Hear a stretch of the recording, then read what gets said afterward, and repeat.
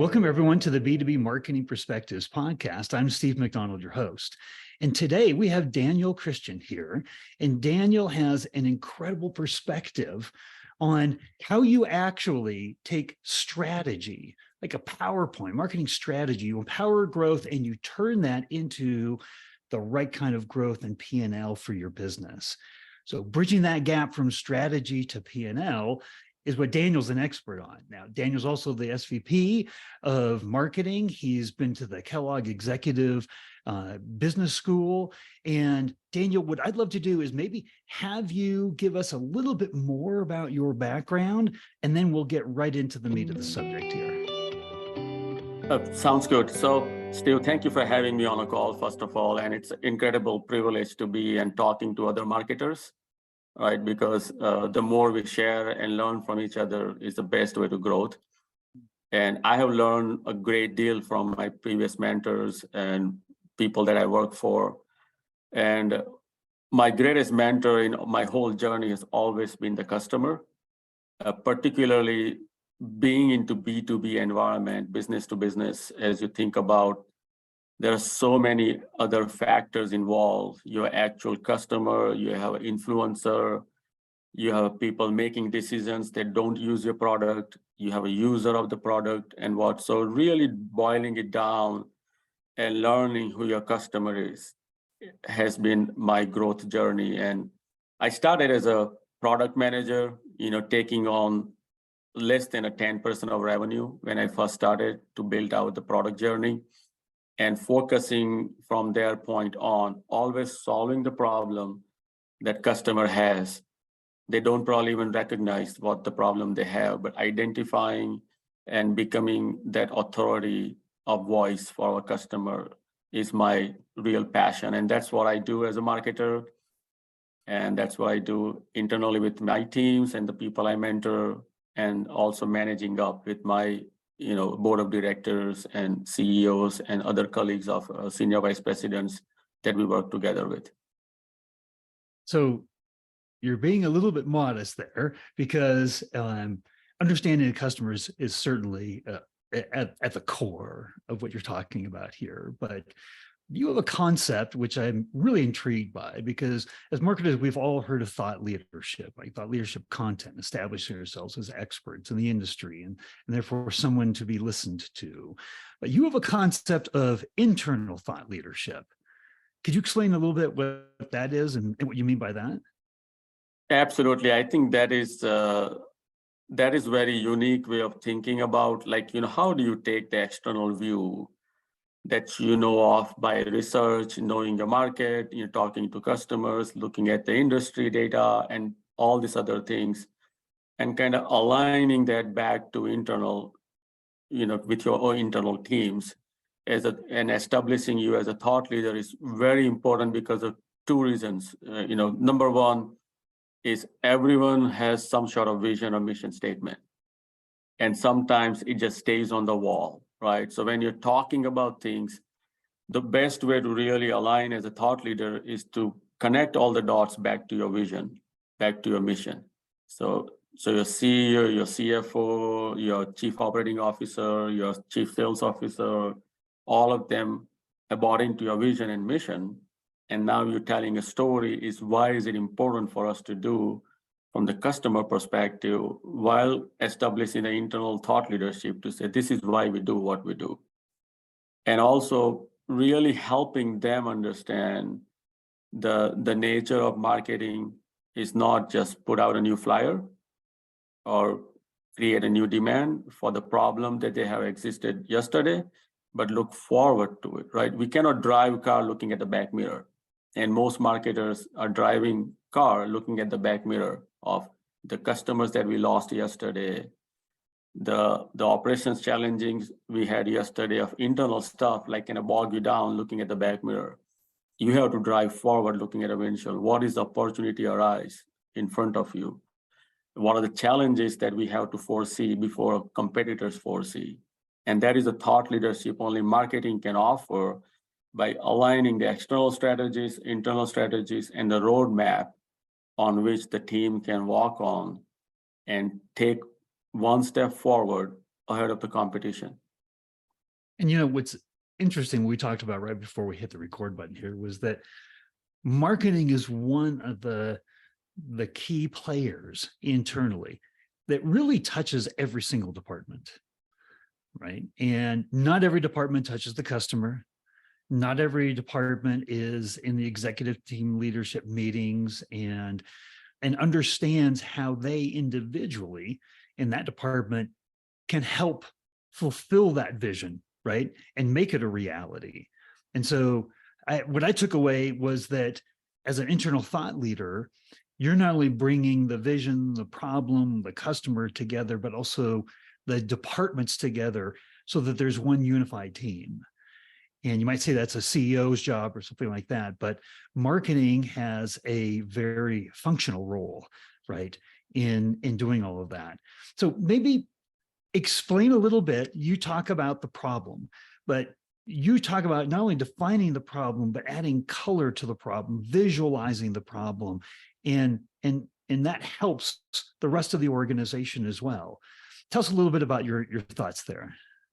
Yeah, absolutely. So what I mean by visualizing the problem is when you understand the external perspective, you start to walk in the shoe of a customer. You start to realize the challenges they may be facing dealing with us as a company and also industry in general, right? So you kind of start thinking about all the different things that you got to look for when you visualize a problem, by connecting your internal vision and mission all the way to developing the end statement of what would your press release might look like.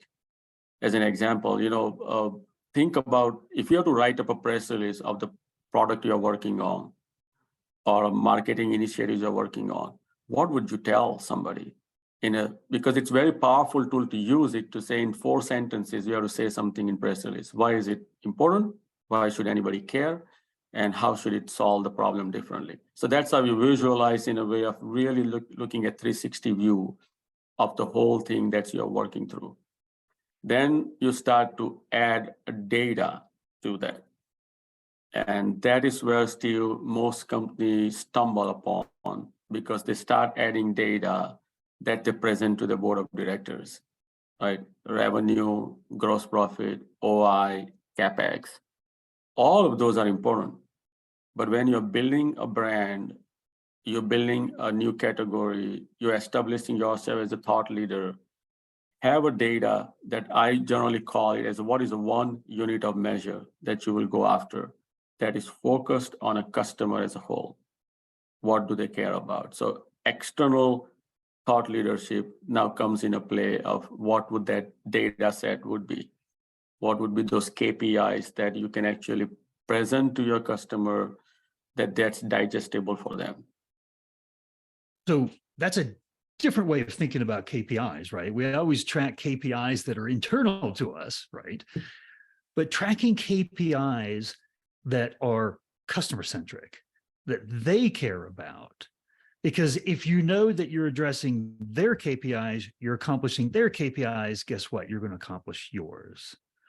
So it's an entire new set of data, entire new set of KPIs that you're talking about here. And if you could, maybe talk to us a little bit about how do you then translate those customer KPIs internally? Is that a part of that thought leadership, that internal thought leadership that you're talking about, that keeps everybody focused on the customer? Because it's very easy to get focused on our own KPIs. We're all very, very good at that, right? But we're not always good at customer KPIs. And as soon as you've developed what they are, then like any good dashboard, you can track them, right? Mm-hmm. So is that an important part of that internal thought leadership that you were just talking about earlier? Yes, I think it is a paramount when you're talking about those aspects of customer. And depending on the journey of the company and where they are, some of them are still focused on acquiring new customer and, getting out that message and getting in more customers onboarded and things like that, right? So those KPIs could be different because we are looking at first acquisition, first sale, first shipment, first download, and different things, right? So that could be a part of your messaging and part of your KPIs. You flip it, and if a company is established for 10, 20, 30, 40 years, now they also have another challenging of retaining those customers that they already onboarded. Those KPIs are different, right? So I also have customer service reporting into me. It's a very unique situation, but it's a blessing to say, because you can now see what is my first call resolution look like, right? Who are those customers calling? Who has called more than once in certain timeframes? So you can start developing other operational KPIs that might give you some insight. Is why is 30% of my customer is calling me twice a month? Are there underlying challenges that we need to address? Are there unmet needs we need to uncover? Or is it some digital solution that we could have that probably eliminates some of those issues? Don't think it from cost saving, because people jump to that. If I just reduce 30, 40% of call, it relates to 3 people, so how many hours, all those things, and cost saving. No, think about the opportunity cost. What if the customer hadn't called you? That means they have called somebody else. They're still going to make a call, right? Don't look at it as a burden, look at it as an opportunity. So that's what I also consider in painting a picture, is to think about the opportunity cost associated with that for your corporation, at the same time for a customer to be dealing with that. So new customer, different KPIs, retaining customer is a different set of KPIs, different set of thought process, and then developing evangelists, people who are loyal to you. Think about, just look at the data and see what percentage of your customer that's been loyal to you for last 4 years, as an example, and how much of the revenue growth and everything is driven by that percentage. Most companies would be surprised to see that bucket is 20, 30% or less, but it's producing majority of the growth for the corporation, because you have already invested the new customer KPIs, all the thought process, the retaining. Now this is the fruit that you have. How do you grow that 20%, nurture that 20%, and make it a much more stronger evangelist for you as you move forward with it? Because we all kind of, the knee-jerk reaction is to say new customers equals the biggest impact in revenue and our profit and loss, right? And what you're eloquently pointing out here is that, well, we all know growth from existing customers is the easiest, right? Yet how much of marketing do we actually, of our time and resources, spend on growing those customers, understanding who those customers are? How do we serve those customers better? It's probably very, very lopsided in terms of how much time we actually spend doing that, where from PowerPoint to P&L, the impact on P&L is going to be significant if we spend a good percentage of our time doing that. So I want to come back just a little bit. And you talk a lot about addressing gaps, right? There are industry gaps, there are delivery gaps, with the company and the operations. And then there's actually marketing gaps, like gaps that between all of your ICPs and your industries and verticals that you're going after, because content represents, your expertise and what you can do when you can deliver, there's marketing gaps and content gaps too. So tell us a little bit more about how you think about those gaps and filling those gaps. Yeah, I think that's a very good question, because as a marketer, like you said before, is going after new, showcasing your capabilities and onboarding new customers is excellent. And most companies do a good job on that front end, right, of creating the new type mindset, because we can talk a lot about different things. But the real marketing gap exists is when you are talking with your base customer and looking at the unmet needs of those base customers that you already have, and uncovering the needs and kind of solving it without solving it, right? Because people don't want to be told, they want to be taught as a journey. So, a lot of emphasis is, like, as a B2B marketer, and what we put on about thinking about the gaps when it comes to the actual case studies that really matter.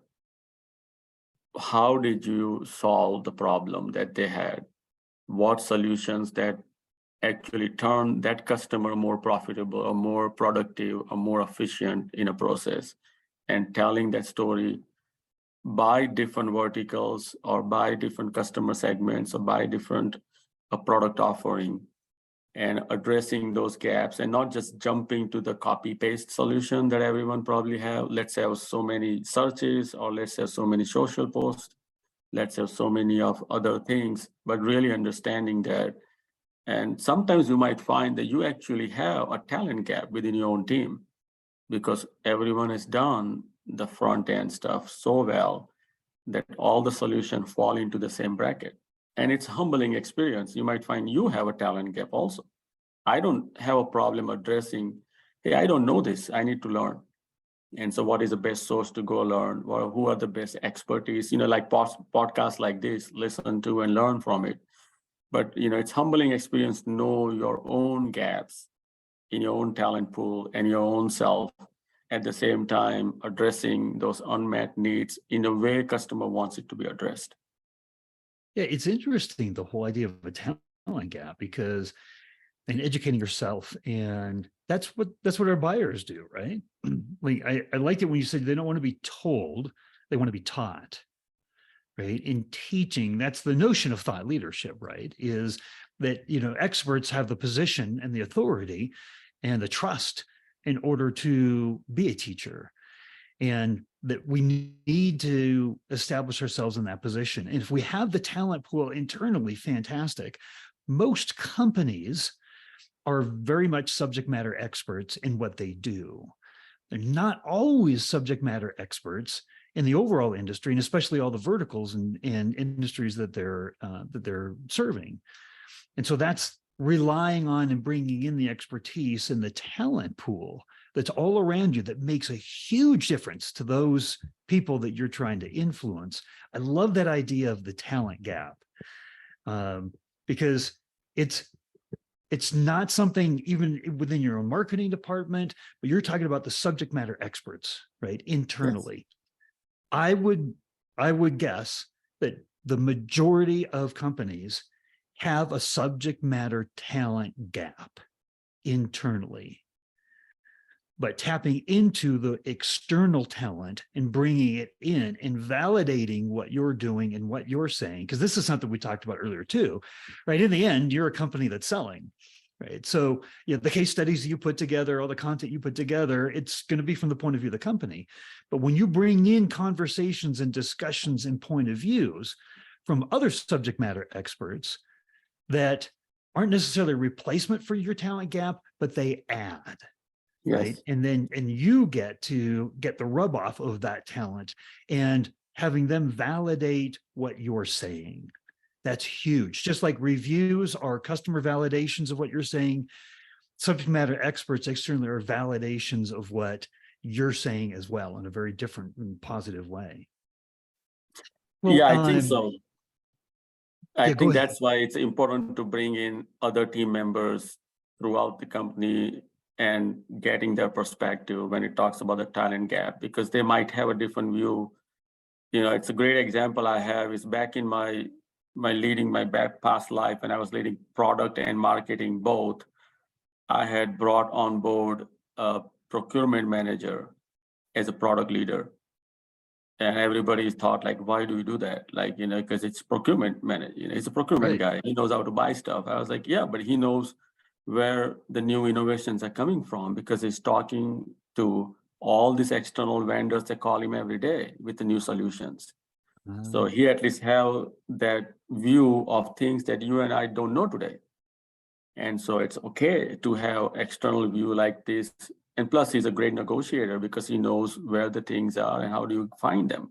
And it was a great hire, it's a great promotion internally, but we understood internally is if I need to go outside of my bound, I need a subject matter expert who can bring that. So just an example of talent gap and where you can look for those talent gaps within the resource pool that you have.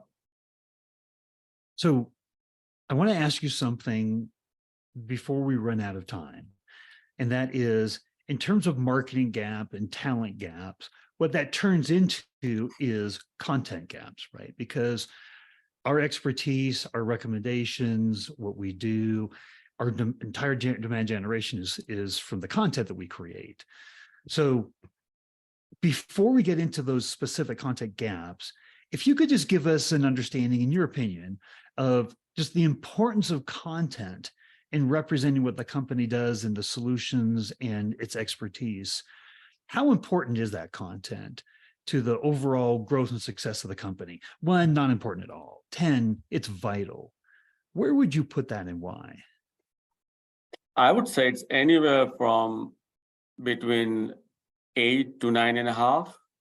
As high, I would almost say 10 is a vital, depending on the journey you are on as a corporation and who you are going after, right? So if you're truly discipline yourself in growing the whole pie and not just new customer, but growing the whole pie as a corporation and contributing to growing the whole pie, it becomes extremely vital to have a appropriate content for the appropriate audiences. Like I said earlier, do not copy paste content as is for everything, because nobody wants to be told, they want to be taught. So the way I can be taught is very different than the way you can be taught. So you have to appropriate the content. And it is a hard thing for marketers to do, to really put on that truly a content hat on and say how this would be consumed.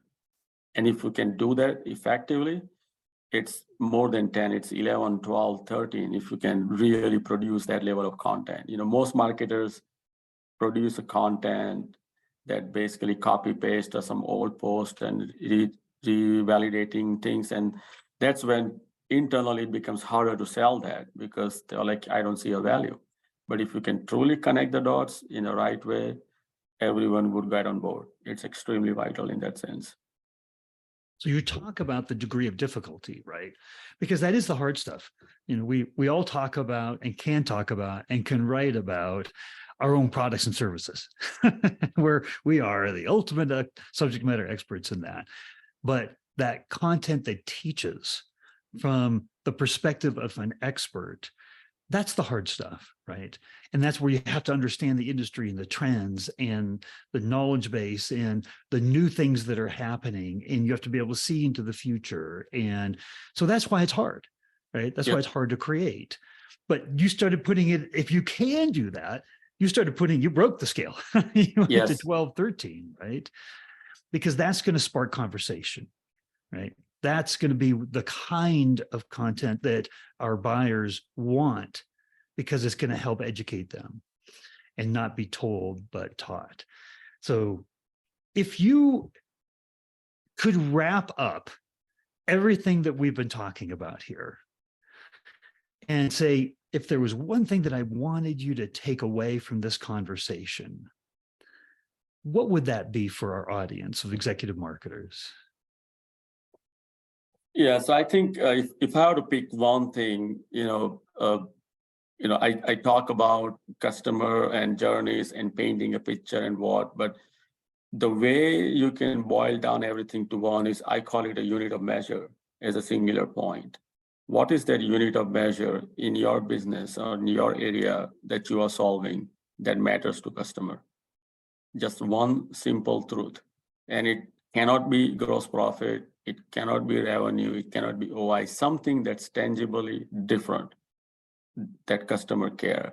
And if you can uncover the unit of measure and you can expound on that and write everything around that, how is that helping, from content to marketing to business strategies, or even having a PowerPoint that's powerful enough to generate P&L. If you surround yourself in that one sense and really grow it, it becomes very, very effective way of going from PowerPoint to your P&L journey, and profitable P&L, hopefully, and profitable growth as it produces for your company. So when you talk about a unit of measure, are you talking about a unit of measure externally, internally? Can you give us a little bit more of an understanding about that? Yep. So I believe the unit of measure is rooted into external and internal bridging as a sense. So something that customer cares about, at the same time, something that internal team can also understand. It's generally one level below what you guys think. Like A lot of people might say, if you're in building product, a window manufacturer, or garage door, or a front door, you might say unit, like how many units I sold. Well, that's very subjective because depending on the market, depending on whatever, those all have up and down values. But the underlying measure could be linear feet. If you go talk to your customer and say, I can help you sell more linear feet, automatically you're going to sell more units. Automatically, it's going to generate more revenue. Automatically, it's just going to create more better optimization of fixed cost because you have a lot more linear feet going out the door. And so in a B2B, you have to pick that unit of measure that is a bridge between you and your customer that could really help both of us grow profitably. Because I can tell, look into the eye of the garage door dealer and say, I can help you sell more linear feet. And it's like, excellent, because it will help them grow. It can help us grow. So find that's one level below what you consider unit today. I love that. Here's another analogy on that, which is I was just talking to a company and their executives and they're a company, their ICP is ICOs, and they have a online tool, cash flow management tool, a whole system for CFOs in these companies. And they said, really, what these CFOs want is they want more cash on hand, right, in order to help grow the business. So that unit of measure could be cash on hand, right? Yeah. It's not necessarily subscriptions to the tool that they're selling, but that's a unit of measure. And I like that in terms of a unit of measure that bridges the gap between what they want and what we sell. And if we both focus on the same thing, more doors, more cash, right, then we actually have a common language that we can talk internally, and it affects everything. Thank you. I'm glad I asked that wrap-up question there. Well, Daniel, if somebody wanted to talk to you, is LinkedIn a good place that if we put up a link to follow you or message you on LinkedIn, would that be the best way to get a hold of you? Yeah, that's the best place. On LinkedIn, it's my up-to-date profile there. And on LinkedIn, there is a link to my website also, so they can connect with me anytime. If they have any questions about what I just talked about, want to learn more about the unit of measure or something, I'll be happy to facilitate a call and see how can I help out. Fantastic. Well, thank you for sharing the insights today. Like we said earlier, I'm sure this could have gone on a lot longer, but I'm glad we got the highlights and your insights. I appreciate you coming on the show. Truly appreciate Steve for having me on. Thank you.